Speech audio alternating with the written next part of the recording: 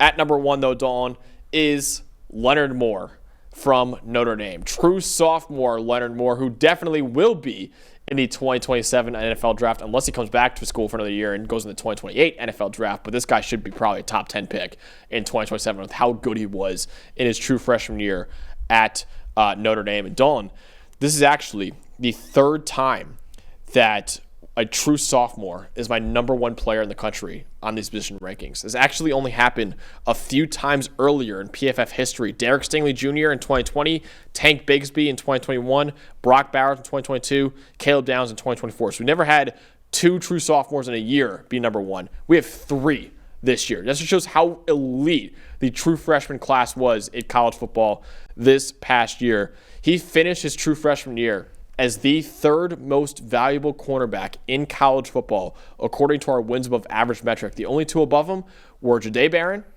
and Travis Hunter.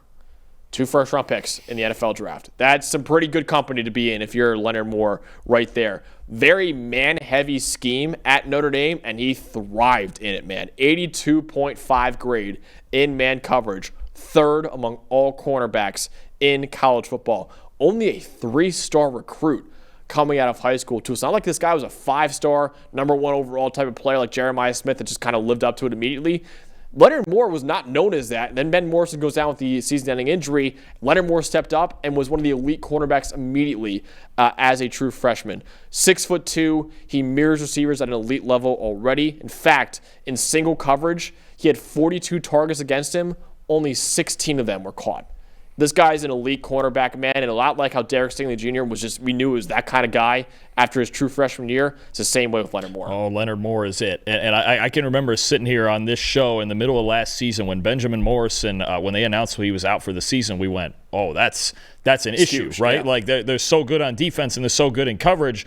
Who's going to step up for it? Is it going to be Christian Gray? I mean, obviously Jordan Clark in the slot, and Leonard Moore goes in there, and he was actually even better than that. 86.5 coverage grade is higher than Morrison put up in any of his 3 seasons, and that's as a true freshman playing man coverage 61% of the time. Notre Dame basically, as they got comfortable with Moore in their defense, more and more as the year went on, they just went, just keep calling cover 1 and see if anybody can get open, and they certainly couldn't, and that's because Leonard Moore all of a sudden became the best player among them. 6'2", 190 pounds, lights out in press coverage, cover 1 constantly under Al Golden. We'll see where it goes under the new defensive coordinator here at Notre Dame, and also identical 86.5 grade in run defense. So, I mean, you're talking about a guy who does it all, who's lights out in man coverage. You mentioned it, mirrors receivers as well as anybody in the country. Was he the most valuable corner? No, he's what, third? You said the behind third? Jahdae Barron and Travis Hunter.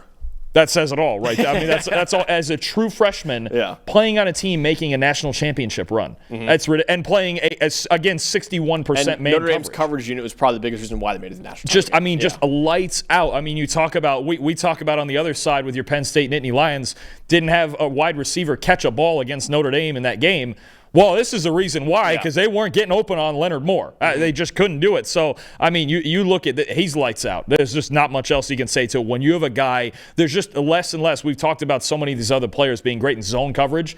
You don't get a whole lot of lights out man coverage corners anymore, right? The Surtains and the Sauce Gardners and guys like that. This is one of them. And I mean, Notre Dame's got him for 2 more years. Good luck. No fly zone at Notre Dame still with this group. The group of corners is spectacular, but Leonard Moore especially, just another special football player coming up as a true sophomore. Absolutely. Just another guy. I just remember after Derek Stingley Jr.'s true freshman year, we're like, that's it right there. Like, he's an elite player, and obviously he's now an elite corner in the NFL. I think Leonard Moore is on a similar kind of career arc, which is crazy considering, again, even Stingley was a top 5 recruit coming out of high school. Leonard Moore was a 3-star. So, Dawn, I know you're not a big fan of the recruiting rankings. Another, one right there. Underdogs winning the battle. Yeah, there you go. See that? I got him. I got Dylan Thieneman at safety. Right. We'll get to. What is he? Not even a top 900 guy. We got some underdogs we work in here. Exactly. I'm glad to see that. But of course, Notre Dame finds them and they just go, oh no, everybody else missed the boat. They'll add the other 2 stars onto there. Yeah, it's crazy. Like I said before, the 3rd true sophomore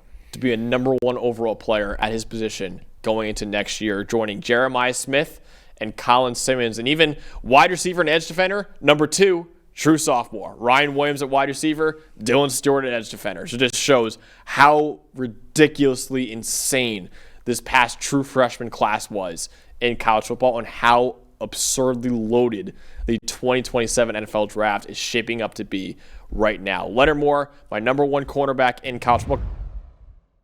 Hey, thanks for watching another episode of the PFF College Football Show. Please make sure you guys subscribe to the channel. Also, subscribe to PFF Plus at subscribe.pff.com for all of the same data and grades that we use in our show, plus fantasy tools, betting tools, and our mock draft simulator.